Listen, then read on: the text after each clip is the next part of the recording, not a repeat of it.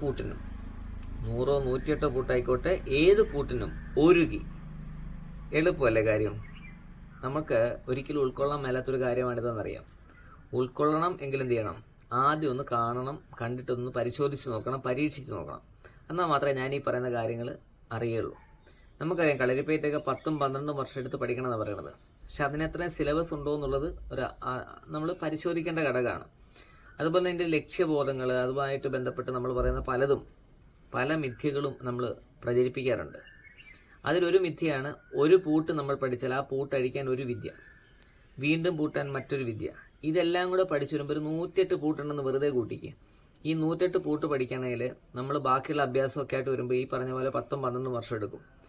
പലർക്കും പൂട്ടാൻ അറിയാം, അഴിക്കാൻ അറിയില്ല, അഴിച്ച് തിരിച്ചു പൂട്ടാൻ അറിയില്ല. ഇവിടെ ഞാൻ പറയുന്നത് വളരെ സിമ്പിളായൊരു മാർഗ്ഗമാണ്. ഇപ്പോൾ കളരിപ്പയറ്റിലെ പല വിദ്യകളും നിങ്ങൾ ശ്രദ്ധിച്ചാൽ മനസ്സിലാവും. നമ്മളിങ്ങനെ നേരിട്ട് മൂക്കെ പിടിക്കേണ്ട കേസ് ഇതിലേക്കൂടെ വളഞ്ഞ് പിടിക്കുന്ന പരിപാടിയാണ്. അപ്പോൾ ഇതിൽ നമ്മൾ സ്ട്രെയിറ്റ് ഫോർവേഡായിട്ട് കാര്യങ്ങൾ പറഞ്ഞുതരാം. നിങ്ങളിത് ചെയ്ത് നോക്കുക. നമുക്കെന്നെ ചെയ്ത് പറയണത് എതിരായിട്ടല്ല, മാറ്റങ്ങൾ ഇനി ഉണ്ടാവണം. കളരിപ്പയറ്റ് എന്ന് പറയുന്ന സംവിധാനത്തിൽ മാറ്റങ്ങൾ ഉണ്ടാവണം, റിസർച്ച് വർക്കുകൾ വരണം. ഇതൊരു ലോകോത്തര നിലവാരത്തിലേക്ക് കൊണ്ടുവരണമെങ്കിൽ നല്ല പരിശ്രമം വേണം. അങ്ങനെ ഗുരുക്കന്മാർ പരിശ്രമിച്ചാൽ ഇത് ലോകോത്തര നിലവാരത്തിൽ കൊണ്ടുവരാൻ പറ്റും. ഇല്ലെങ്കിൽ കേരളത്തിൽ ഇങ്ങനെ കിടന്ന് കളിക്കത്തേ ഉള്ളൂ. അപ്പോൾ അതുകൊണ്ട് നിർബന്ധമായിട്ട് ഞാൻ പറയുന്ന കാര്യം, നിങ്ങൾ ശ്രദ്ധയോടുകൂടി ഇത് പഠിക്കുക. ഞാൻ പറയുന്നത് ഇതിനൊക്കെ ഒന്ന് ഫോളോ ചെയ്യണമെന്ന് ഞാൻ പറയുന്നില്ല. നിങ്ങളുടെ ബുദ്ധിക്ക് യുക്തിക്ക് നിരക്കുമെങ്കിൽ മാത്രം എടുക്കുക, ഇല്ലെടുത്ത് അടുത്ത പറമ്പിൽ കളയാം. അപ്പോൾ എന്തായാലും 108 പൂട്ട് പൂട്ടിൽ ഞാൻ വാക്ക് തരുന്നു, ഈ കാര്യം നിങ്ങൾക്കറിയാമെങ്കിൽ 100% നിങ്ങൾക്ക് രക്ഷപ്പെടാം. ഒരാൾക്കും പൂട്ടാൻ കഴിയില്ല. അതിൽ തിയറി നമ്പർ 1, നമ്മൾ പൂട്ടുന്ന ഒരാൾ അയാളുടെ 2 കൈ ഉപയോഗിച്ചായിരിക്കും പൂട്ടുന്നത്, അല്ലെ കാലൊക്കെ ഉപയോഗിച്ചായിരിക്കും പൂട്ടുന്നത്. അവിടെ ഓപ്പോസിറ്റ് നിൽക്കുന്നയാൾ 1 സെക്കൻഡ് അവിടെ നിന്ന് കൊടുക്കണം, മിനിമം 1 സെക്കൻഡ്. നല്ല സ്പീഡുള്ളൊരു കേസിലാണ് ഞാൻ പറയണത്. അപ്പം നല്ല വേഗത്തിൽ അടിച്ചാൽ പോലും പിടിക്കാൻ വരുമ്പോൾ നമ്മൾ അവിടെ നിന്നാൽ മാത്രമേ നമുക്ക് പൂട്ട് വീഴുള്ളൂ. ഇനി പൂട്ടിയാൽ തന്നെ പൂട്ടുന്ന ആളയുടെ 2 കൈകൾ കൊണ്ടാണ് പൂട്ടുന്നത്. നമ്മുടെ ശരീരത്തിലെ ബാക്കി അവയവങ്ങൾ ഫ്രീ ആണ്. ക്ലിയർ? ഇതിനെക്കുറിച്ചൊന്നും നിങ്ങൾ ചിന്തിക്കേണ്ട. ഞാൻ പറയുന്ന ഒരേ ഒരു ചുവട്, അതിന് ചുവടെന്ന് വിളിക്കാൻ പോലും പാടില്ല, ഒരു ചെറിയ മൂവ് നിങ്ങൾ നടത്തിയാൽ ഒരു പൂട്ടും വീഴില്ല. ആ മൂവ് ചെയ്യുന്ന കൂടെ ആ ഒരു കൈയോട് ഉപയോഗിച്ച് കഴിഞ്ഞാൽ നിങ്ങൾ സേഫായി. അതുകൊണ്ട് എപ്പോഴും അതിന് നമ്മളിപ്പോൾ പല മാർഷൽ ആർട്ടിലൊക്കെ നമ്മൾ സെൻട്രൽ ലൈൻ തിയറി എന്നൊക്കെ പറയാറുണ്ട്. അതായത് നമുക്കൊരു സെൻട്രൽ ലൈൻ ഉണ്ട്, ആ സെൻട്രൽ ലൈനിൽ തന്നെ മറ്റേ ആൾ എപ്പോഴും നിർത്തിക്കൊണ്ട് ചെയ്യുകയാണെങ്കിൽ കുറച്ചുകൂടെ ഈസി ആയിട്ട് പൂട്ടാതിരിക്കാൻ പറ്റും. അപ്പോൾ അങ്ങനൊരു കീ ആണ് നമ്മൾ ഇന്നിവിടെ പരിചയപ്പെടുത്തുന്നത്. വളരെ സിമ്പിളാണ്. നിങ്ങൾ ഒന്ന് ഉപയോഗിച്ച് നോക്കിയാൽ നിങ്ങൾ എത്ര വർഷമായോ പയറ്റ് പഠിക്കുന്നുണ്ടോ അതിന് ഈ ഒരൊറ്റ വീഡിയോ കൊണ്ട് പ്രതിരോധിക്കാൻ കഴിയും. നേരെ വീഡിയോയിലേക്ക്. പൂട്ടുന്ന സമയത്ത് നമ്മൾ ശ്രദ്ധിക്കേണ്ട കാര്യം, ഇപ്പോൾ ഒരു പൂട്ട് ഞാൻ ചെയ്ത് കാണിക്കാം. അതിനകത്ത് എന്തൊക്കെ പ്രശ്നങ്ങളാണ് ഉണ്ടാവാൻ സാധ്യത, എന്തൊക്കെ നമുക്കത് അനുകൂലമാക്കി മാറ്റാം, ഇങ്ങനെ പഠിച്ചിരിക്കേണ്ടത്. ഓക്കെ, പൂട്ടുന്ന സമയത്ത് നോക്കിയേ, നമ്മളിപ്പോൾ ഇങ്ങനെ അടിച്ച് ആൾ തട്ടിയുണ്ട്, അടുത്ത കയറി പൂട്ട് കാണുന്നുണ്ടോ? പൂട്ടി നമ്മൾ ഇങ്ങനെ നിൽക്കുന്നു. ഇങ്ങനെ നിൽക്കുമ്പോൾ ഈ കൈ ഫുള്ള് പെയിൻ എടുക്കും, വേദന എടുക്കുമ്പോൾ നമ്മുടെ തല വർക്ക് ചെയ്യില്ല. അതാണ് പൂട്ട് വിജയിക്കുന്നതിൻ്റെ കാരണം. ക്ലിയർ?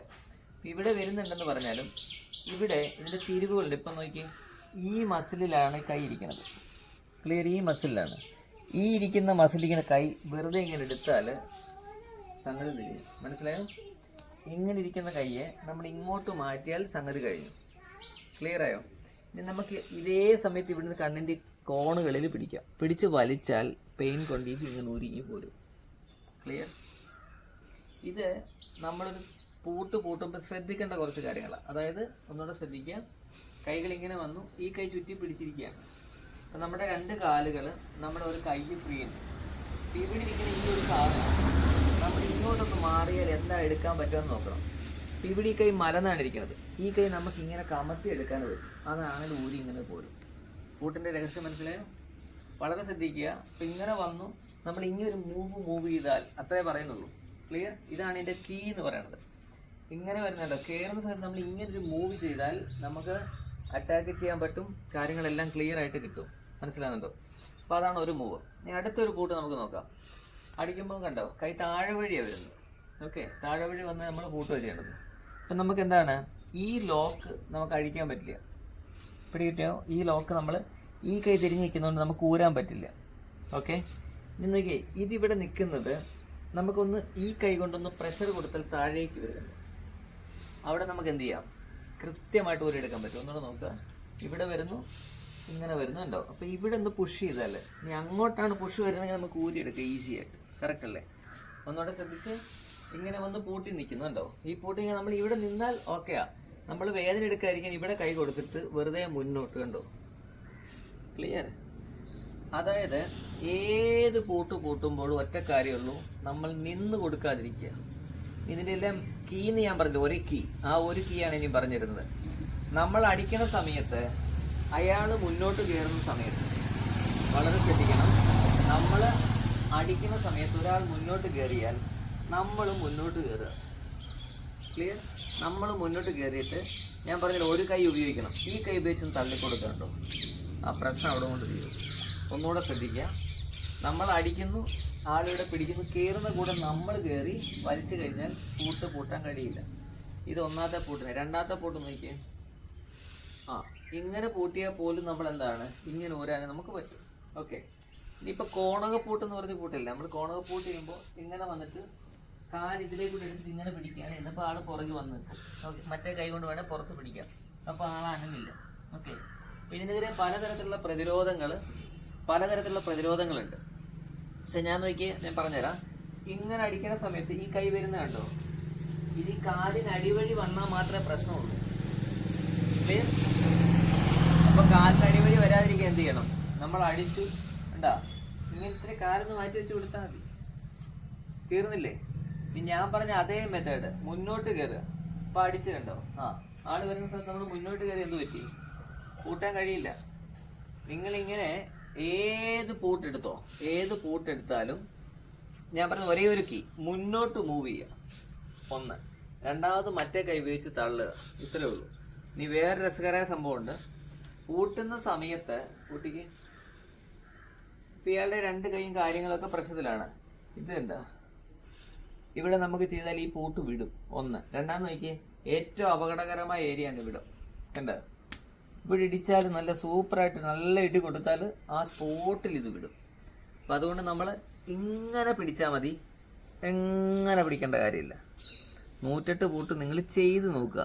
എന്നിട്ട് ഇതുപോലെ ഞാൻ പറഞ്ഞ വിദ്യ മനസ്സിലാക്കി കഴിഞ്ഞാൽ ദാ കീ അങ്ങോട്ട് തരികയാണ്, ഉപയോഗിച്ചു. ഇതാണ് എൻ്റെ തന്ത്രം. മാർഷൽ ആർട്ടും സെൽഫ് ഡിഫെൻസും തമ്മിലുള്ള ഒരു ഡെഫിനിഷൻ ഞാൻ തരാം, നിങ്ങളൊന്ന് കേട്ട് നോക്കുക. ഞങ്ങളിത് പരീക്ഷിച്ചിട്ടുണ്ട്. അതായത് ഞങ്ങളൊരു 10-27 പേര് വരുന്ന ഒരു പ്രോഗ്രാമിൽ ഞങ്ങൾ മാർഷൽ ആർട്ടിനെ വേറൊരു തലത്തിലേക്ക് അവതരിപ്പിച്ചു. ഉദാഹരണം പറഞ്ഞാൽ, കളരികളിൽ നമ്മൾ നിൽക്കുന്ന വടിപ്പയറ്റൊക്കെ കുറച്ചേറെ ദീർഘദൂരം നീണ്ടു നിൽക്കുന്ന, വാൾപ്പയറ്റ് കുറച്ചേറെ നീണ്ടു നിൽക്കുന്നതാണ്. യഥാർത്ഥത്തിൽ അതങ്ങനെ കുറച്ചേറെ നേരം നിന്നാൽ മാത്രമേ ആൾക്കാർക്ക് അത് ആസ്വദിക്കാൻ പറ്റുള്ളൂ. ഇതൊരു സത്യമാണ്. ഞങ്ങളുടെ അടുത്തൊരു ക്ഷേത്രത്തിൽ വെച്ചാണ് ഈ പ്രോഗ്രാം ചെയ്തത്. അപ്പോൾ ഞാൻ നോക്കിയപ്പോൾ നമ്മുടെ ടെക്നിക്ക് അനുസരിച്ച് ഒരു അറ്റാക്ക് വരുന്നു, അത്യാവശ്യം പെട്ടെന്ന് തന്നെ ഒരു 1-2 മൂവ് കൊണ്ട് ആളെ താഴെ ഇടുന്നു. നമ്മൾ നോക്കിയപ്പോൾ ആൾക്കാർക്ക് അത് ഇഷ്ടപ്പെടുന്നില്ല. എന്തുകൊണ്ടെന്ന് വെച്ച് കഴിഞ്ഞാൽ അടി ഇങ്ങനെ നീളത്തിൽ കണ്ട് ശീലമുള്ളത് കൊണ്ട്. അപ്പം നമ്മൾ സിനിമയൊക്കെ കണ്ടിട്ടില്ലേ, അവസാനം നായകനെ എടുത്തിട്ട് അടിച്ചലക്കി താഴെ വീണ് അവസാനം പുല്ലൊക്കെ പറിച്ച് നായകൻ എഴുന്നേറ്റ് വരുന്നൊരു ഭാഗമുണ്ട്. എന്നിട്ട് തിരിച്ച് അവനിട്ട് ഇടിക്കുന്ന ഒരു അവസ്ഥ. നിങ്ങൾ പ്രാക്ടിക്കലി ചിന്തിച്ചോ, അത് ഒരു വൈരാഗ്യത്തിൻ്റെ പേര് ചിലപ്പോൾ സംഭവിക്കാം, അല്ലെ ജീവൻ രക്ഷ എന്നുള്ള രീതിയിൽ സംഭവിക്കാം. അല്ലാതെ അടി കൊണ്ട് താഴെ കിടക്കുന്നവൻ പിന്നെ ഈ പുല്ലൊന്നും പറിച്ച് എഴുന്നേറ്റ് വരാനുള്ള സംവിധാനം ഒന്നും കാണില്ല. ഇതാണൊരു സത്യം. അതുപോലെ തന്നെ നമ്മൾ ഈ പറയുന്നതല്ല, ഇപ്പം നമ്മൾ പറയും ഈ അടിക്കുന്നതൊക്കെ നമുക്ക് അങ്ങനെ എങ്ങനെ ചെയ്യാന്നൊക്കെ പറയുന്നുണ്ട്. ഇപ്പോൾ ഒരു മെയ്പ്പായിട്ടൊക്കെ ചെയ്ത് എത്രയോ വർഷം ആയിക്കോട്ടെ, അവർ ചിലപ്പോൾ ഒരു മണിക്കൂർ 2 മണിക്കൂറൊക്കെ, പഴയ യുദ്ധങ്ങളെന്ന് പറഞ്ഞാൽ 1 മണിക്കൂർ 2 മണിക്കൂർ കഴിഞ്ഞ് നമ്മളെ ഇൻ്റർവെല്ലൊന്നുമില്ല, രാവിലെ മുതൽ രാത്രി വരെ അടിയാണ്. അപ്പോൾ അത്രയും അടിക്കണമെങ്കിൽ, അല്ലെങ്കിൽ നമ്മൾ യുദ്ധം ചെയ്യണമെങ്കിൽ എത്രമാത്രം മെയ്ക്കരുത്ത് വേണം. ഇവിടെ ഇപ്പം നമ്മൾ ഈ പഠിക്കുന്ന പുതിയ കുട്ടികളൊക്കെ ആണെങ്കിൽ തന്നെ ഒരു 10 സ്റ്റെപ്പ് മേളിട്ട് കയറി അണയ്ക്കുന്ന കാണാൻ പറ്റും. അപ്പോൾ യുദ്ധം ചെയ്യേണ്ടത് യുദ്ധം ചെയ്ത് തന്നെ പഠിക്കണം, അല്ലാതെ നമ്മൾ അതിന് പകരമായിട്ട് മറ്റൊന്നും ചെയ്തിട്ട് കാര്യമില്ല എന്നുള്ളതാണ് സത്യം. അപ്പോൾ അത് നിങ്ങൾ മനസ്സിലാക്കേണ്ട പ്രധാനപ്പെട്ട കാര്യം, ആർട്ട് എന്ന് പറയുമ്പോൾ അതിന് ദീർഘദൂരമായി പല കാര്യങ്ങളുണ്ടാവും. ശരിക്കും പഠിച്ച ഒരാൾ ചെയ്യുന്ന സമയത്ത് പ്രാക്ടിക്കലി ഒരുപാട് മൂവ് ഉണ്ടാവില്ല. ഒരറ്റാക്ക് വന്നാൽ എത്രയും വേഗം കാര്യം കഴിഞ്ഞ് വീട്ടിൽ പോകുക എന്നുള്ളതാണ് സെൽഫ് ഡിഫെൻസിൻ്റെ വ്യത്യാസം. അടിച്ചു നിൽക്കുകയും കുറച്ചേറെ കാര്യങ്ങൾ കാണിക്കുകയൊക്കെ ചെയ്യുന്നതായിരിക്കും 100% ആർട്ടിൻ്റെ വ്യത്യാസം. അപ്പം നിങ്ങൾക്ക് ആർട്ടാണ് വേണ്ടതെങ്കിൽ, സ്റ്റേജ് പ്രോഗ്രാമാണ് വേണ്ടതെങ്കിൽ തീർച്ചയായിട്ടും സ്റ്റേജ് ഷോ കാണിക്കണമെങ്കിൽ നിങ്ങൾ എന്ത് ചെയ്യണം, തീർച്ചയായിട്ടും ആർട്ട് പഠിക്കുക തന്നെ വേണം. ഇതിനകത്ത് ഭംഗിയില്ല എന്നല്ല, വടി വീശുന്നു ഉറുമി വീശുന്നതൊക്കെ അടിപൊളിയാണ് കാണാൻ. പക്ഷെ അത് പ്രാക്ടിക്കലായിട്ട് ചെയ്യണമെന്നില്ല. നിങ്ങൾക്കത് സംശയം ഉണ്ടെങ്കിൽ ഹിസ്റ്ററിയായി ബന്ധപ്പെട്ട എല്ലാ കാര്യങ്ങളും നമ്മൾ ക്രൗൺ പെറ്റൽസ് മീഡിയ എന്ന് പറയുന്ന നമ്മുടെ ചാനലിൽ വ്യക്തമായിട്ട് കൊടുത്തിട്ടുണ്ട്. അതിൽ ഈ പറഞ്ഞ ആയോധന കലയൊന്നും തപ്പിയെടുക്കണം എന്നുള്ളേ ഉള്ളൂ. സെർച്ച് ചെയ്താൽ മതി, കൃത്യമായിട്ട് അടിച്ചു കൊടുത്താൽ കളരിപ്പയറ്റ് കുങ്ഫു ഓരോന്നിനെക്കുറിച്ച് വിശദമായിട്ട് പറയുന്നതാണ്. തിയറി പാർട്ട് അവിടെയാണ് കിടക്കുന്നത്, അത് നിങ്ങൾക്ക് നോക്കാം. ഇനി പ്രാക്ടിക്കലായിട്ടുള്ള കാര്യങ്ങളെല്ലാം തന്നെ എവിടെയാണ്? നമ്മുടെ ഈ ചാനലിലാണ് കിടക്കുന്നത്, പ്രാക്ടിക്കൽ മാർഷൽ ആർട്സിൽ. അപ്പോൾ ഇത് തമ്മിലൊരു നല്ല പഠനം നിങ്ങൾ നടത്തിയാൽ ഞാൻ എന്താണ് പറയുന്നത് വ്യക്തമായിട്ട് മനസ്സിലാവും. എന്തായാലും ഇത് മനസ്സിലാക്കിയെന്ന് കരുതുന്നു. അടുത്തതിൽ നമ്മൾ വരുന്നത്, നമുക്ക് പ്രാക്ടിക്കൽ അല്ലാത്ത പല കാര്യങ്ങളും ഇതിനകത്തുണ്ട്. ഡൈവ് ചെയ്യുന്നത്, അങ്ങനെ കുറച്ചേറെ കാര്യങ്ങൾ. ഇതൊരിക്കലും പ്രാക്ടിക്കൽ അല്ല, സെൽഫ് ഡിഫെൻസുമായിട്ട് ബന്ധപ്പെട്ട് അങ്ങനെയുള്ള കാര്യങ്ങളായിരിക്കും അടുത്ത വീഡിയോയിൽ വരുന്നത്. വീഡിയോയ്ക്ക് കാത്തിരിക്കുക. ഇഷ്ടപ്പെട്ടു എന്ന് കരുതുന്നു. അടുത്ത വീഡിയോയിൽ കാണാം. നന്ദി, നമസ്കാരം. Thank you so much.